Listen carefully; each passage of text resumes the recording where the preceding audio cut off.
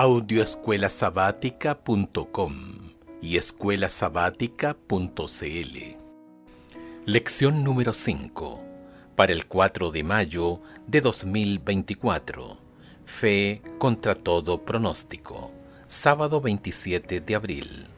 Para memorizar, en mi corazón he guardado tus dichos, para no pecar contra ti. Salmos 119, verso 11.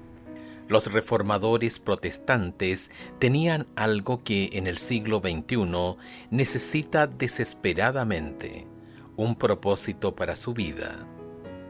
En su libro The Empty Self, El Yo Vacío, el prestigioso psicólogo norteamericano Philip Cushman habla de quienes viven sin propósito. Sus creencias son superficiales, pocas cosas les importan y no tienen nada por lo que merezca la pena morir o vivir. Pero los hombres, las mujeres y los niños de la Reforma protestante eran radicalmente diferentes. Tenían un propósito: permanecer por el que valía la pena vivir. Lo que creían era importante y no estaban dispuestos a comprometer su integridad. Sus creencias fundamentales formaban parte inseparable de ellos. Negarlas era negar su propia identidad. Ante la muerte misma tenían paz interior. En el estudio de esta semana, con ejemplos de la Reforma, exploraremos de qué manera las enseñanzas transformadoras de las Escrituras ofrecen un verdadero significado para la vida. Comprender estas verdades eternas nos preparará para la crisis final en el gran conflicto entre el bien y el mal. La batalla que libraron los reformadores aún no ha terminado, y nosotros hemos sido llamados a retomarla donde ellos la dejaron. Nosotros también podemos descubrir a un Dios lo suficientemente grande para todos los desafíos que enfrentamos. Un Dios que da sentido y propósito a nuestra vida como nada en el mundo. La lección de esta semana se basa en el conflicto de los siglos, capítulos 7 al 11. Domingo 28 de abril. Solo la palabra de Dios. Escucha el Salmo 119, versículos 103, 104, 147 y 162. ¿Cuál era la actitud de David hacia la palabra de Dios? ¿Cómo influyó esto en los reformadores? ¿Y cómo influye en nuestra vida en la actualidad? Salmos 119, 103 y 104. Cuán dulces son a mi paladar tus palabras, más que la miel a mi boca. De tus mandamientos he adquirido inteligencia, por tanto he aborrecido todo camino de mentira. Versículo 147. Me anticipé al alba y clamé, esperé en tu palabra. Versículo 162. Me regocijo en tu palabra como el que haya muchos despojos. La Biblia era el fundamento de la fe de los reformadores y la esencia de su enseñanza. Comprendieron que estaban tratando con la inspirada, comillas, palabra de Dios que vive y permanece para siempre. Primera de Pedro, capítulo 1, versículo 23. Atesoraban cada palabra. A medida que leían sus páginas y creían en sus promesas, su fe se fortalecía y su valor se renovaba. Así sucede con todas las promesas de la palabra de Dios. En ellas nos habla a cada uno en particular, y de un modo tan directo como si pudiéramos oír su voz. Por medio de estas promesas, Cristo nos comunica su gracia y su poder. Son hojas de ese árbol que son para la sanidad de las naciones. Apocalipsis capítulo 22, verso 2. Recibidas y asimiladas serán la fortaleza del carácter, la inspiración y el sostén de la vida. Nada tiene tal virtud curativa, Ninguna otra cosa puede impartirnos el valor y la fe que dan energía vital a todo ser. Elena de White, El Ministerio de Curación, página 85. Las Escrituras irradian gozo a nuestro dolor, esperanza a nuestro desaliento, luz a nuestra oscuridad. Dan dirección a nuestra confusión, certeza a nuestra perplejidad, fortaleza a nuestra debilidad y sabiduría a nuestra ignorancia. Cuando meditamos en la palabra de Dios y confiamos por fe en sus promesas, el poder vivificador de Dios vigoriza todo nuestro ser, física, mental, emocional y espiritualmente. Los reformadores saturaban su mente con las Escrituras, vivían por la palabra, y muchos de ellos murieron por la palabra. No eran cristianos casuales, complacientes y descuidados, con una vida devocional superficial. Sabían que sin el poder de la palabra de Dios no resistirían las fuerzas del mal dispuestas contra ellos. La pasión de John Wycliffe era traducir la Biblia al inglés, a fin de que la gente común pudiera leerla y entenderla. Como eso era ilegal, fue juzgado por su fe, condenado como hereje y sentenciado a muerte. En su juicio, Wycliffe hizo un serio llamado. ¿Contra quién piensan que están contendiendo? ¿Contra un anciano que ya está al borde del sepulcro?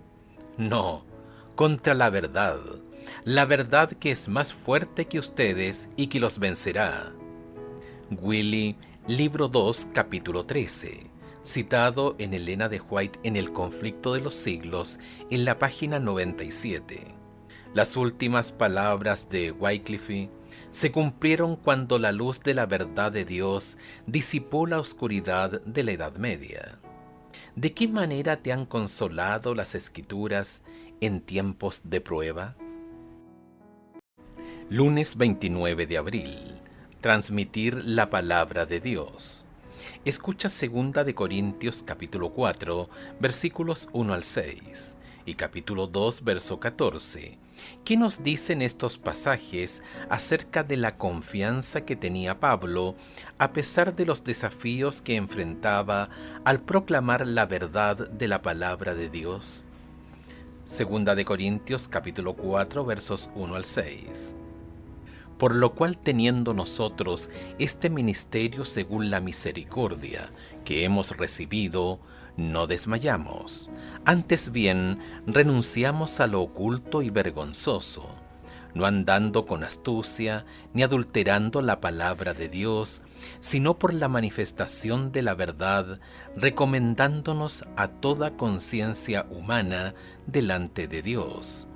Pero si nuestro evangelio está aún encubierto, entre los que se pierden está encubierto, en los cuales el Dios de este siglo cegó el entendimiento de los incrédulos, para que no les resplandezca la luz del evangelio, de la gloria de Cristo, el cual es la imagen de Dios. Porque no nos predicamos a nosotros mismos, sino a Jesucristo como Señor, y a nosotros como vuestros siervos por amor de Jesús. Porque Dios, que mandó que de las tinieblas resplandeciese la luz, es el que resplandeció en nuestros corazones, para iluminación del conocimiento de la gloria de Dios en la faz de Jesucristo. 2 de Corintios capítulo 2, verso 14. Mas a Dios gracias, el cual nos lleva siempre en triunfo en Cristo Jesús, y por medio de nosotros manifiesta en todo lugar el olor de su conocimiento.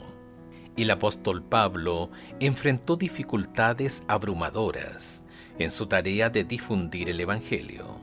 Sin embargo, tenía la confianza de que la palabra de Dios acabaría triunfando, porque, como dijo, nada podemos contra la verdad, sino solo en favor de la verdad. 2 de Corintios capítulo 13, versículo 8.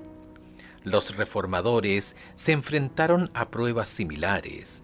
No obstante, por fe, permanecieron fieles a la palabra de Dios.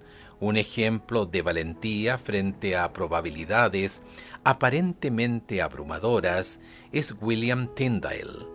El mayor deseo de Tyndale era dar a Inglaterra una traducción exacta y legible de la Biblia. Decidió traducir la Biblia a partir de los idiomas originales y corregir algunos de los errores de la traducción de Wycliffe de hacía 200 años. Finalmente, Tyndale también fue arrestado y juzgado. Muchos ejemplares de su versión de la Biblia, impresas en Worms, Alemania, fueron confiscadas y quemadas públicamente. Su juicio tuvo lugar en Bélgica en el año 1536 después de Cristo. Fue condenado a la hoguera por herejía. Sus verdugos lo estrangularon mientras lo ataban a la hoguera y luego quemaron su cuerpo.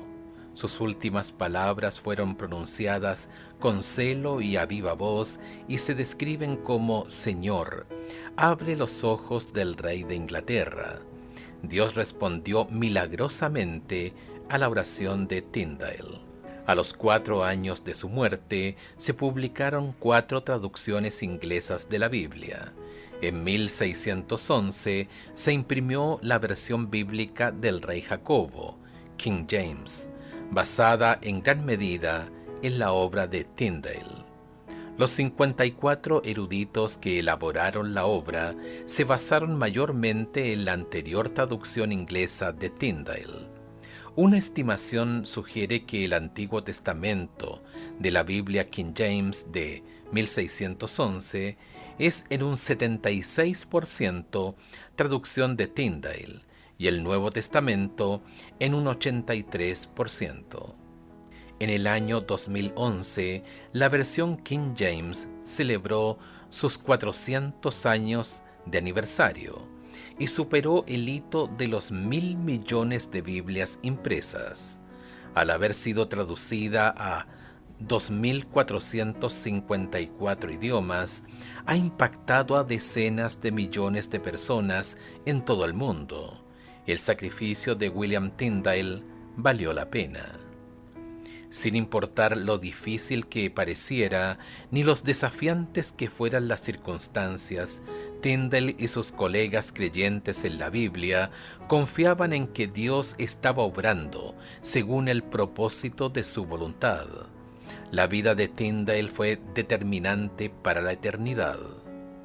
Escucha Daniel capítulo 12, verso 3 y Apocalipsis capítulo 14, verso 13.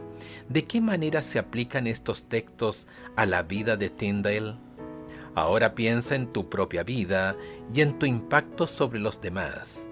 ¿Qué estímulo te dan estos textos respecto de la oportunidad que tienes de influir sobre los demás para la eternidad? Daniel capítulo 12, versículo 3. Los entendidos resplandecerán como el resplandor del firmamento, y los que enseñan la justicia a la multitud como las estrellas a perpetua eternidad.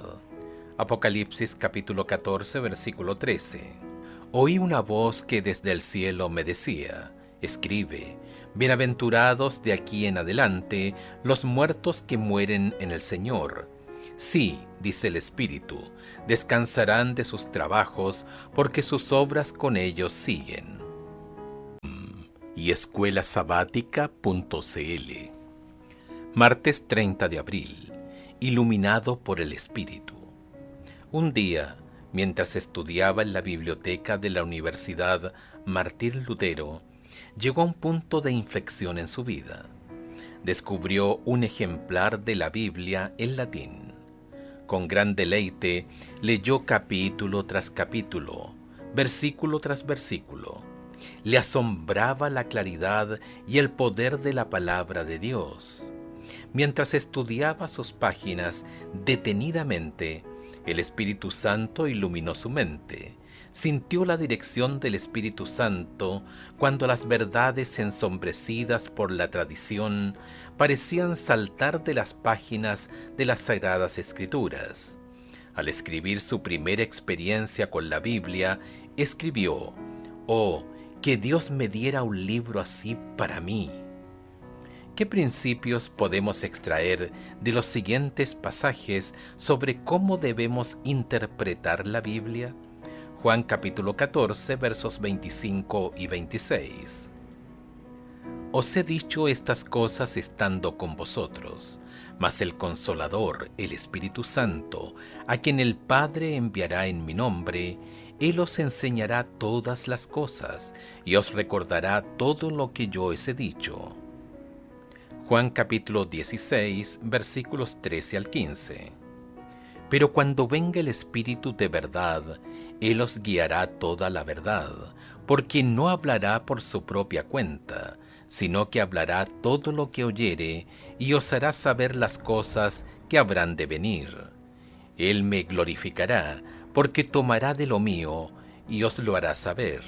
Todo lo que tiene el Padre es mío. Por eso dije que tomará de lo mío, y os lo hará saber. Segunda de Pedro, capítulo 1, versículos 20 y 21.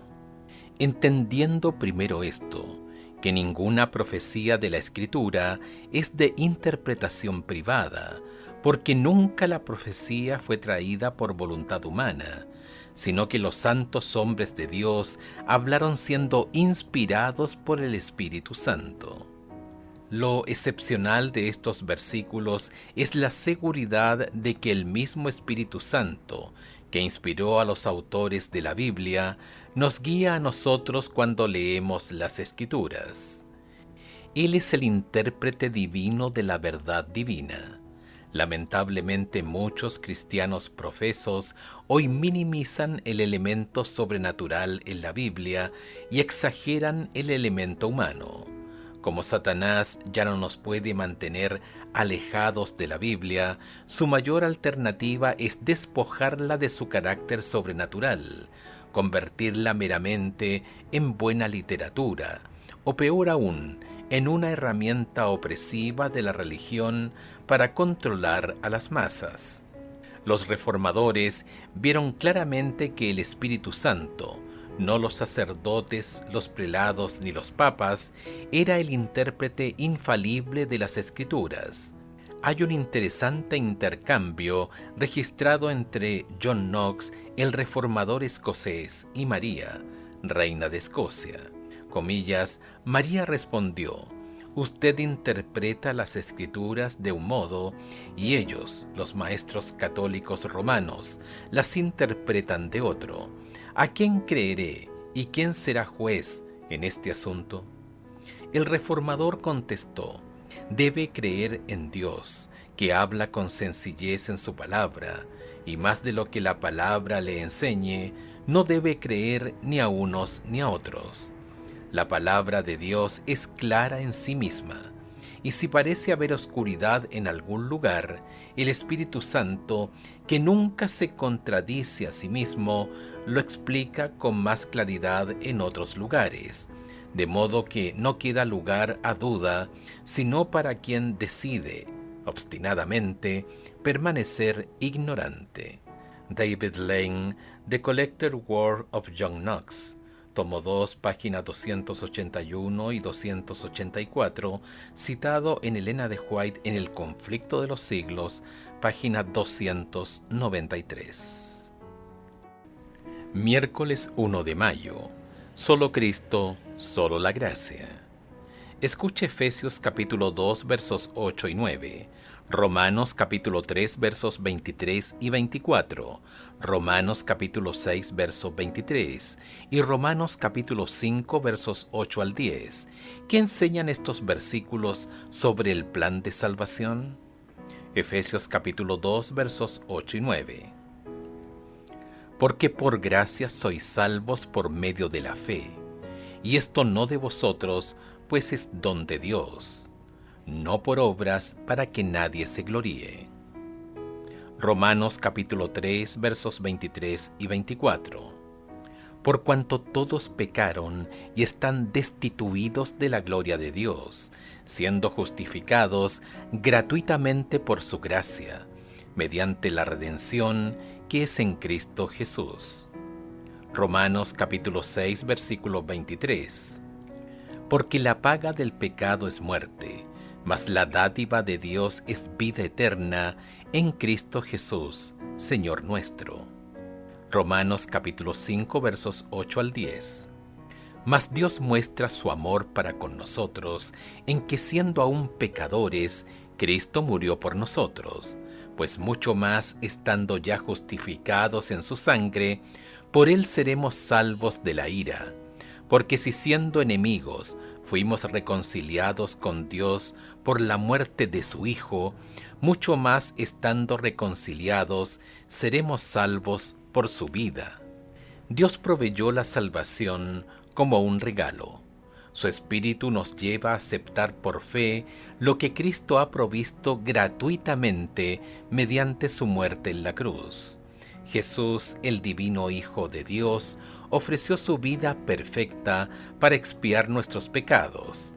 La justicia divina exige una obediencia perfecta. La vida perfecta de Cristo sustituye nuestra vida imperfecta. La ley divina que hemos quebrantado nos condena a la muerte eterna. La Biblia es clara. Con nuestras decisiones pecaminosas no alcanzamos el ideal de Dios para nuestra vida. Hemos pecado. Abandonados a nuestra suerte, no podemos satisfacer las justas exigencias de un Dios santo. Como resultado, merecemos la muerte eterna. Pero hay buenas noticias. El apóstol Pablo nos asegura, comillas, porque la paga del pecado es la muerte, pero el don gratuito de Dios es la vida eterna en Cristo Jesús, Señor nuestro. Romanos capítulo 6, verso 23. Es un don inmerecido. Si fuera por obras, nos la ganaríamos, y si hay una verdad que brilla en el Evangelio, es que no podemos ganarnos la salvación. Martín Lutero y los reformadores protestantes descubrieron que solo Cristo era su fuente de salvación. Entonces Lutero comenzó a predicar el mensaje de su gracia salvífica. Las multitudes acudían en masa a escuchar sus mensajes sinceros y movilizadores. Sus palabras eran como un sorbo de agua fresca en el desierto estéril de su vida. La gente estaba encadenada a las tradiciones de la iglesia medieval y sometida a rituales vacíos que no ofrecían vida espiritual. Los mensajes bíblicos de Lutero llegaban al corazón y la vida cambiaba. Al leer el Nuevo Testamento, Lutero se sintió abrumado por la bondad de Dios. Le asombraba el deseo de Dios de salvar a toda la humanidad. La visión popular que enseñaban los líderes eclesiásticos de la época era que la salvación era en parte obra humana y en parte obra de Dios. Lutero descubrió que la muerte de Cristo en la cruz era suficiente para toda la humanidad. Comillas, Cristo fue tratado como nosotros merecemos, para que nosotros pudiésemos ser tratados como Él merece. Fue condenado por causa de nuestros pecados, en lo que no había participado, con el fin de que nosotros pudiéramos ser justificados por medio de su justicia, en la cual no habíamos participado. Él sufrió la muerte que era nuestra, para que pudiésemos recibir la vida que era suya. Elena de White, El deseado de todas las gentes, página 17. Qué resumen tan maravillosamente escrito del Evangelio, que podríamos ser justificados por una justicia en la cual no habíamos participado. ¡Qué promesa! Si la salvación es obra de Dios en Cristo, ¿qué función desempeñan nuestras buenas obras en la vida cristiana? ¿Cómo podemos confirmar la importancia de las buenas obras, pero sin hacer de ellas el fundamento de nuestra esperanza? Jueves 2 de mayo. La obediencia, el fruto de la fe. Escucha Romanos capítulo 3 versos 27 al 31, capítulo 6 versos 15 al 18 y capítulo 8 versos 1 y 2. ¿Qué nos enseñan estos versículos sobre la salvación solo por la justicia de Cristo? Romanos capítulo 3 versos 27 al 31. ¿Dónde pues está la jactancia? Queda excluida. ¿Por cuál ley? ¿Por la de las obras? No, sino por la ley de la fe. Concluimos pues que el hombre es justificado por fe sin las obras de la ley. ¿Es Dios solamente Dios de los judíos? ¿No es también Dios de los gentiles? Ciertamente también de los gentiles, porque Dios es uno, y Él justificará por la fe a los de la circuncisión, y por medio de la fe a los de la incircuncisión. Luego, por la fe, ¿invalidamos la ley? En ninguna manera, sino que confirmamos la ley. Romanos capítulo 6, versos 15 al 18. ¿Qué pues? ¿Pecaremos porque no estamos bajo la ley, sino bajo la gracia? En ninguna manera.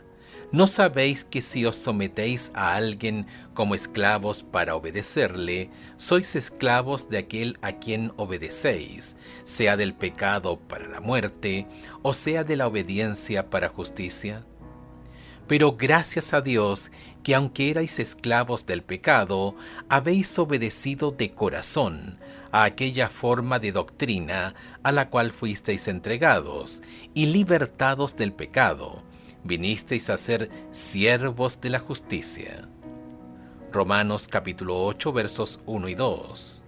Ahora pues, ninguna condenación hay para los que están en Cristo Jesús, los que no andan conforme a la carne, sino conforme al Espíritu, porque la ley del Espíritu de vida en Cristo Jesús me ha librado de la ley del pecado y de la muerte. Un nuevo viento soplaba en la iglesia cristiana en los días de Lutero. A decenas de miles de personas se les enseñó a apartar la mirada de su yo pecaminoso y a contemplar a Jesús. Indudablemente, estas personas al mirarse a sí mismas y comprobar cómo eran, solo veían cosas que las desanimaban. ¿Qué creyente no tiene la misma experiencia actualmente? Por eso tenemos que mirar a Jesús. La gracia de Dios nos cambia. Cierto día John Wesley asistió a una reunión morava en Londres. Wesley quedó asombrado mientras escuchaba la lectura de la introducción de Lutero a Romanos. Por primera vez en su vida empezó a entender el Evangelio. Algo se conmovió en su interior y se sintió extrañamente atraído por este Cristo que había dado su vida por él. Exclamó: «Sentí que confiaba en Cristo, solo en Cristo para la salvación, y tuve la seguridad de que Él había quitado mis pecados, aun los míos, y me había salvado de la ley del pecado y de la muerte». John Whitehead, The Life of the Rev. John Wesley. Londres, Stephen Cushman, 1793, página 331. Escucha Primera de Pedro capítulo 2, Segunda de Pedro capítulo 3 verso 18, Colosenses capítulo 1 verso 10 y Efesios capítulo 4 versos 18 al 24. ¿Qué verdades vitales revelan estos pasajes sobre la vida cristiana? Primera de Pedro capítulo 2 verso 2. Desead como niños recién nacidos la leche espiritual no adulterada, para que por ella crezcáis para salvación. Segunda de Pedro capítulo 3 verso 18. Antes bien, creced en la gracia y el conocimiento de nuestro Señor y Salvador Jesucristo. A Él sea la gloria ahora y hasta el día de la eternidad. Amén. Colosenses capítulo 1 versículo 10. Para que andéis como es digno del Señor, agradándole en todo, llevando fruto en toda buena obra y creciendo en el conocimiento de Dios.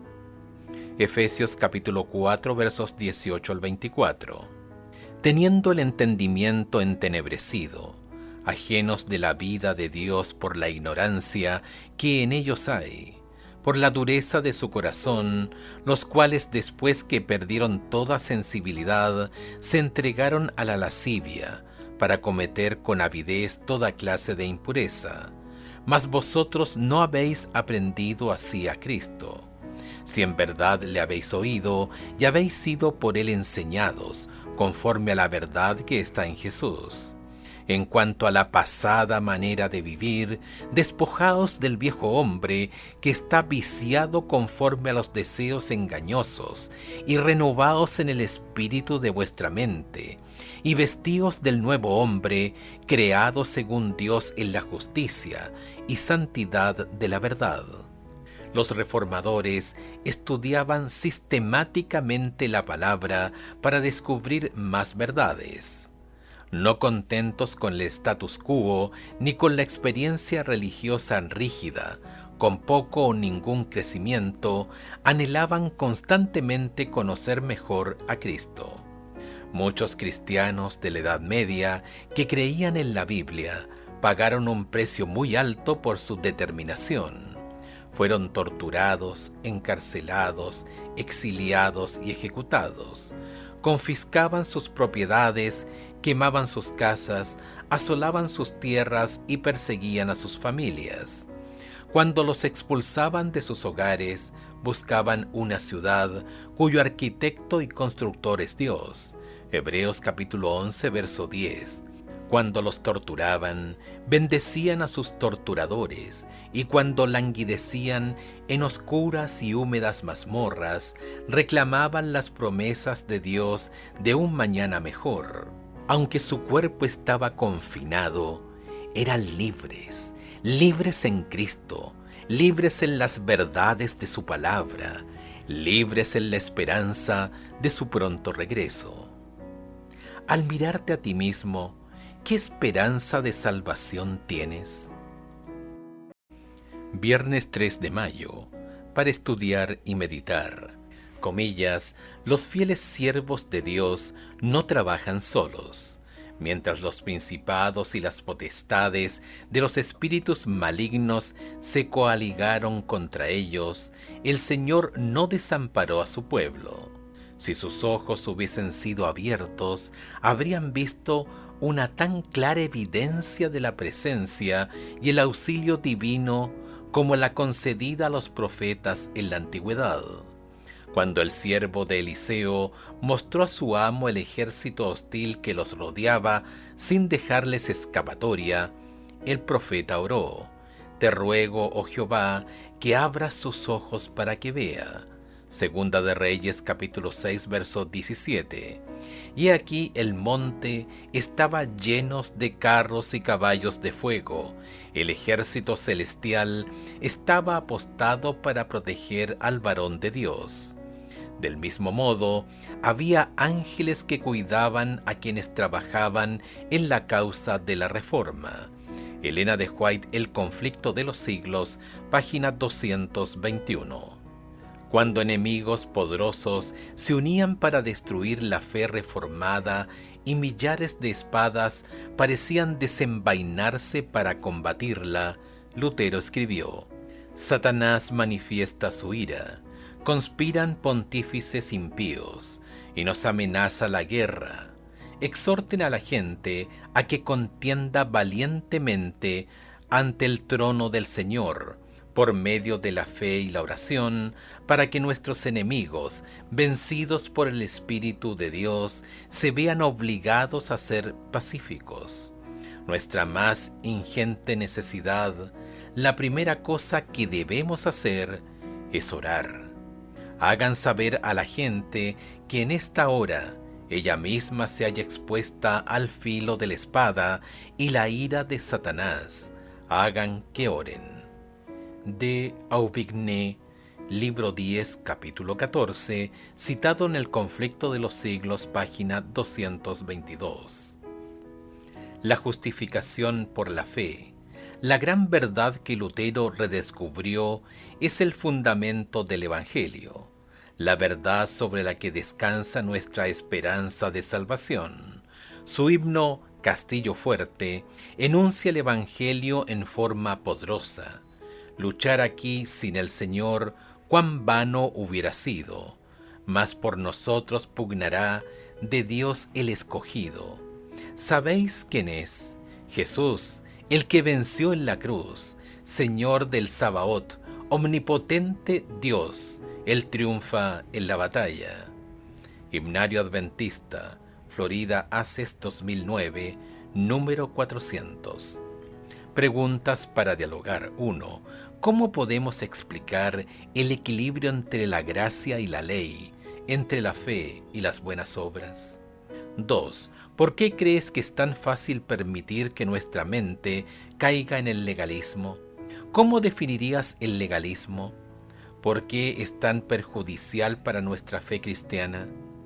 ¿Existen peligros si no se entiende correctamente el concepto de salvación por la gracia? ¿A dónde puede conducir ese malentendido? 4.